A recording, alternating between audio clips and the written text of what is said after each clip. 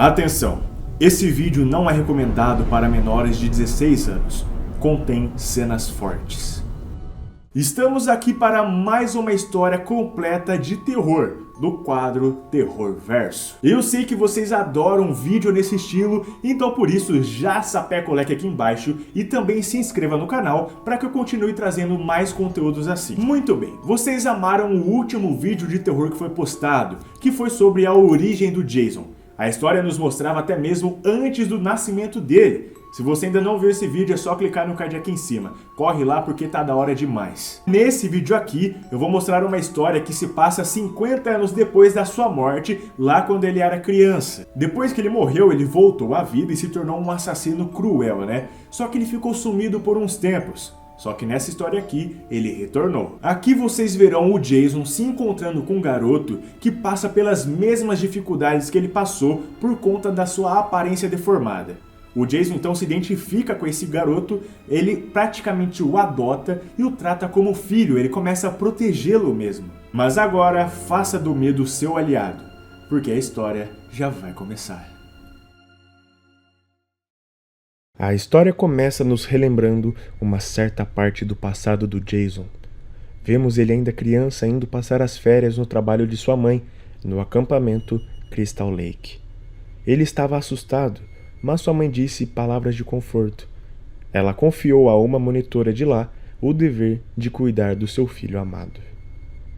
A história avança para o presente, onde vemos algumas crianças em volta de uma fogueira, justamente no acampamento Crystal Lake.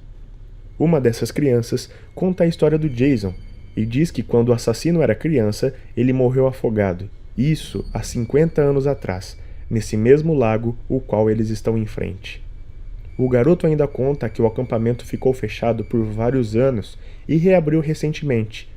Como curiosidade, ele diz que o Jason, por trás da máscara de hóquei, tinha um rosto defeituoso, assim como Dave Faulkner. Sendo assim, o garoto que contava a história para as demais crianças apontou de maneira maldosa para o pobre Dave, que também estava presente. Todos deram risada, enquanto o Dave apenas observava. Dois meninos começaram a provocar o Dave, enquanto ele apenas pedia para que por favor eles parassem, mas não foi o suficiente. Os garotos pegaram o Dave pelos braços e pernas e disseram que iriam arremessá-lo no rio, como sacrifício para o Jason. O garoto começou a gritar de desespero por não saber nadar. Enquanto isso, vimos que uma das monitoras do local acordou com um barulho. Ela conversou com seu namorado, que também era monitor. Ela disse ter ouvido alguém gritando. Mas seu namorado diz que não deve ser nada demais e que eles devem voltar a dormir. Então, deitaram novamente em seus sacos de dormir e relaxaram. Até que, de repente, o próprio Jason chegou no local. Fechou os dois dentro dos sacos de dormir e os bateu repetidas vezes contra uma grande árvore. Sim, os dois foram brutalmente assassinados pelo Jason Voorhees. O assassino estava de volta após muitos anos sem aparecer. A história volta para o pobre Dave, que tinha acabado de ser arremessado no rio. Enquanto vemos ele se afogar, ficamos sabendo mais algumas informações sobre ele. O Dave Faulkner possui uma doença chamada de displasia crânio-metafisária. Enquanto se afogava, ele culpava sua mãe por ter lhe obrigado a ir nesse acampamento para fazer amigos, mas não foi essa a realidade. Acontece que enquanto os dois garotos riam vendo o Dave, eles ouviram gritos. Quando olharam para trás, o Jason estava matando todas as crianças que estavam ali. Inclusive, ele matou esses dois também. Ele esfaqueou, esquartejou e ainda queimou as crianças. Cada uma ele matou de uma maneira diferente. O pequeno Dave Faulkner, depois de se debater, conseguiu finalmente sair do rio. Ainda de joelhos na areia, olhou para cima e viu que em sua frente estava o Jason, o cruel assassino. Ele pediu para que por favor não lhe matasse, mas o Jason não disse nada, né? Apenas ficou olhando para ele. Até que dois monitores apareceram por conta de todo o barulho e viram o que estava acontecendo.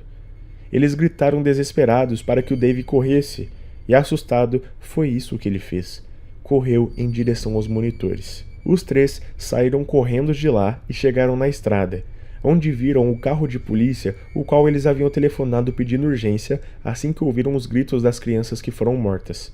Os monitores imploram por socorro e o xerife desce do carro. Desesperado, o oficial saca sua arma e atira ao ver que o Jason estava bem atrás deles. O xerife então atira diversas vezes, mas faz algo bizarro. Ele acerta sim 2 tiros no assassino, mas também acertou os tiros nos rostos dos monitores que morreram na hora. Acontece que o xerife era usuário de metanfetamina e estava drogado naquele momento. Por sorte, o Jason nem se importou com os tiros e nem com a presença do xerife. Ele apenas pegou o Dave pela camiseta e o arrastou com ele. Enquanto carregava o garoto, mais carros de polícia chegavam. Nenhum deles foi páreo para o Jason, que saiu matando todos, apesar deles estarem armados. A história volta para o xerife, que estava desesperado. Acidentalmente ele matou 2 inocentes por conta da sua irresponsabilidade de se drogar durante o expediente de trabalho. Caso descubram, ele será preso. Só que ele teve uma ideia macabra. Ele decidiu então pegar um facão que tinha em seu carro de polícia para cortar os monitores em pedaços. Dessa forma, ele poderia culpar o Jason pelo assassinato deles. A história cortada, o dia já amanheceu e os investigadores do FBI estão estudando o caso. Há pelo menos 24 mortos e apenas 2 sobreviventes: o garoto Dave, que foi raptado pelo Jason, e o xerife. Os investigadores do FBI conversam com o xerife e falam para ele ir descansar um pouco. Mas o xerife diz que não quer ir para casa, ele quer ajudar a capturar o Jason. Mas o investigador diz que não quer ele ali. Ele disse que se precisasse da ajuda, ele ligaria. Então, forçado, o xerife teve que ficar afastado. Ele queria estar presente na hora que encontrassem o Jason, porque ele sabia que o garoto viu o que ele fez. Ele tem medo do Dave contar que foi ele quem matou os monitores. A história é cortada e vemos o Jason entrando em uma floresta com o jovem Dave, que pensa que definitivamente essas são as suas piores férias de verão. O tempo passa e agora vemos um rádio anunciando que já fazem 9 dias que a polícia está buscando encontrar o Dave Faulkner. Esse rádio estava sendo escutado por uma família que estava fazendo um piquenique no parque. Mas não deu tempo nem deles comerem algo, porque enquanto estavam de olhos fechados, orando para agradecer a refeição, o Jason apareceu com seu facão e matou todos que estavam ali. O Jason colocou o Dave dentro da toalha de mesa dessa família. Dessa forma, ficava mais fácil dele carregá-lo. Enquanto isso, vemos os pensamentos do garoto. Ele diz que há 9 dias foi raptado por um assassino cruel que não diz nada e mata todos que aparecem em sua frente. Além disso, durante todo esse tempo, ele dormiu em cavernas, matou pequenos animais para se alimentar, comeu carne crua e não escovou os dentes. Acontece que ele está adorando isso. Pois é, o problema é que ele criou um carinho muito grande pelo Jason, já que o assassino o protege e lhe trata bem. O garoto percebeu que seu sequestrador se identificou com ele pelo fato dos dois terem a aparência anormal. O Jason sabe o que é sofrer por ser diferente. O Dave conclui que o Jason não irá lhe machucar. Além disso, não irá fazer como seu pai biológico, que o abandonou. Por isso, o garoto vê o Jason como uma figura paterna. O problema é que agora, o Dave decidiu passar de um sequestrado para um seguidor. A história é cortada e vemos o xerife invadindo as instalações de busca que ainda estavam trabalhando para achar o Dave. O xerife ainda estava desesperado com medo de ser acusado pelo garoto. Durante a noite, sob efeito de drogas, ele invadiu um helicóptero para acompanhar de perto as investigações. Acontece que enquanto estava voando e escondido, o rádio do helicóptero informou que ele estava sendo procurado, justamente para esclarecer os fatos do assassinato dos 2 monitores. Os investigadores descobriram que ele trabalhava sob efeito de drogas e agora querem interrogá-lo. Ao ouvir isso, o xerife se desesperou mais ainda e apontou uma arma na cabeça do piloto, assim que estavam no ar. Ele disse para o piloto e o copiloto agirem normalmente, sem alertar a central, porque ele só queria encontrar o Jason. Então, para não serem mortos, os homens obedeceram. Em um certo momento, eles avistaram o Jason na floresta. Nesse momento, o xerife pegou uma metralhadora para atirar, mas o copiloto tentou impedir, pois ele disse que atirar lá de cima poderia acertar a criança. Para evitar complicações, o xerife simplesmente empurra o copiloto para fora do helicóptero e ele cai em cima de rochas. Ele não morre na hora, mas o Jason finaliza o serviço o esfaqueando diversas vezes. O piloto ficou com medo do Jason e estava fugindo daquele lugar.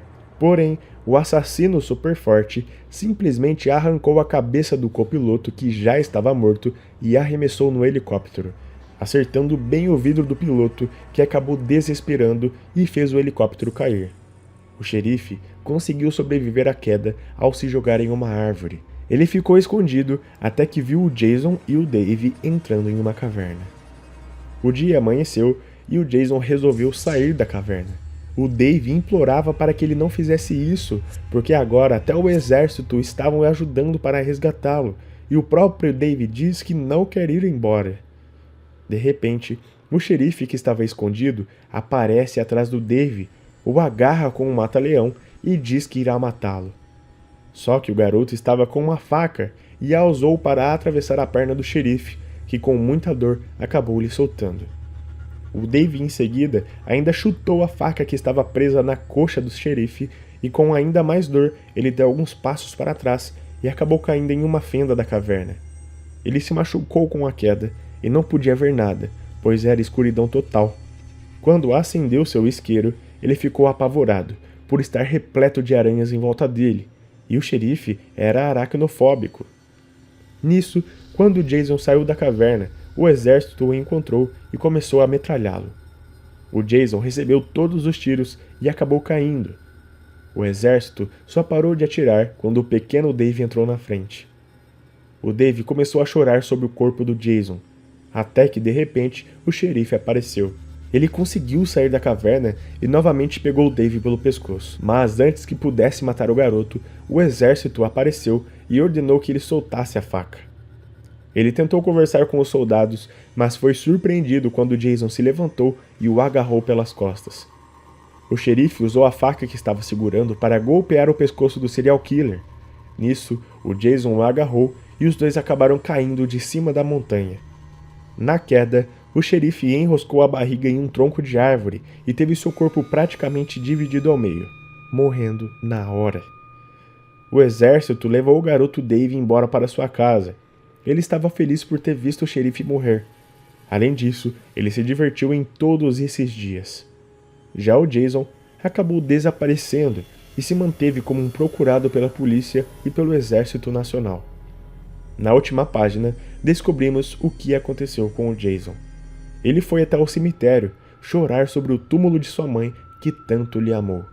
Provavelmente foi isso que ele sentiu quando viu o pequeno Dave. Ele sentiu que deveria cuidar do garoto, assim como a sua mãe sempre cuidou dele. E é isso, galera, eu espero que vocês tenham gostado do conteúdo desse vídeo. Não esquece de sapecar o like aqui embaixo e também de se inscrever no canal para que eu continue trazendo outros vídeos do Terrorverso, beleza? Muito obrigado por terem assistido esse vídeo até aqui. Muito obrigado pelo enorme carinho de vocês, galera. Um forte abraço e até mais. Meu Deus, terror derrubou tudo. Os bagulho caiu, os bonecos caiu tudo, mano. Você tá louco, terror de verdade.